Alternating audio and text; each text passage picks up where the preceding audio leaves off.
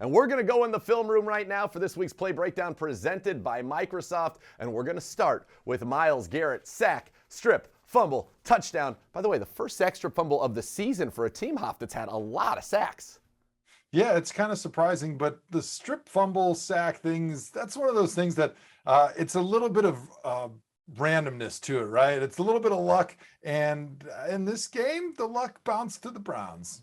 It certainly did. As we take a look here, the Browns showing a two-deep safety look initially, but they're going to come out of this. You're going to end up in a cover three where you've got deep third. John Johnson's going to end up in the middle. Grant's going to come down and rob, and then you're going to kind of have like a match concept with the guys underneath. And Huntley, he's going to look and he's going to say, you know what, I'm going to test the Ward into the north. But as you see this play unfold here, Denzel is going to be perfectly in phase with the receiver running the vertical at the top. And so that, cross that off. That's not happening even if he gets the throw off. But for us, the good news and the reason we're talking about this play is that he doesn't get the throw off, Hoff, because you talk about Myles Garrett, his ability to bend and dip and get low underneath a very tall Alejandro Villanueva.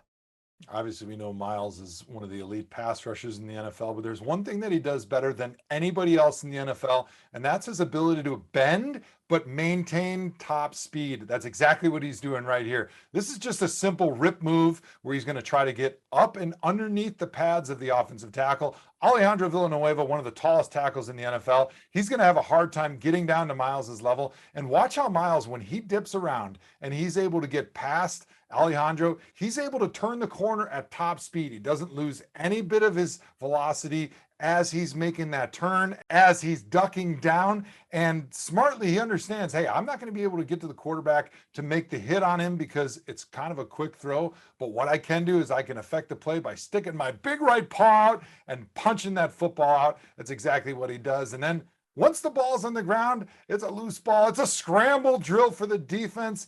And, hey, do you want it? No, I don't want it. Well, if you're not going to take it, I'm going to take it. And Myles Garrett snatches it up, takes it all the way into the end zone. Nobody's going to catch that speedster. But as we told you, it was 24-3 at that point when Myles gets that. But as you see the score here, it's 24-22. The Ravens have fought their way back in the game. They have just recovered an onside kick. They have the most lethal weapon in the National Football League as it relates to the kicking position. And Justin Tucker, who's already 3 for 3 at this point, has already hit from 50+ twice. And so you know you need a stop. The ball's near midfield. It is 4th and 6. In some ways, the season is on the line right here, Hoff. And the Browns come up with the big play. And there are a couple things that I love about this one. Number one, the call by Joe Woods. They're in empty, and the Browns, they tell you right here, look, we're coming. 1, 2, 3, 4, 5, 6 coming. We have got man-to-man. Cover zero, they call this. 5 DBs for 1, 2, 3, 4, 5 receivers, and I absolutely love it. So look, you're bringing 6 for 5. You're forcing them to get the ball out, and you've got 1, 2, 3, 4, 5. 1, 2, 3, 4, 5. And they're trying to get a natural pick here, get the slant underneath, and Denzel Ward does a heck of a job.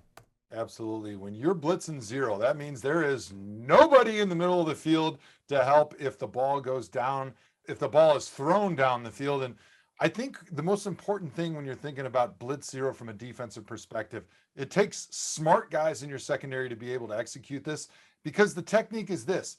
You see how all 5 of those defenders, they're standing right about where that first down marker is to start this play. And if you watch Denzel Ward at the top of the screen, he's putting his toes right where the first down marker is.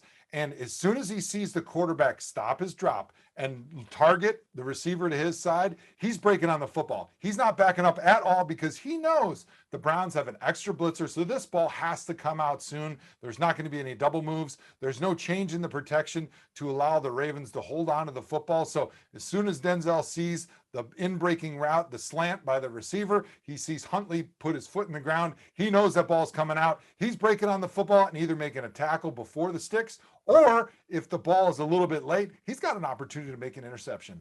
And what you love about this is, you mentioned the free runner. In this case, it's Jeremiah Owusu-Koramoah, and he's right in the vision of the quarterback. So the quarterback knows, I must get this ball out quickly. And that, as you said, you mentioned it, and Huff, I love this.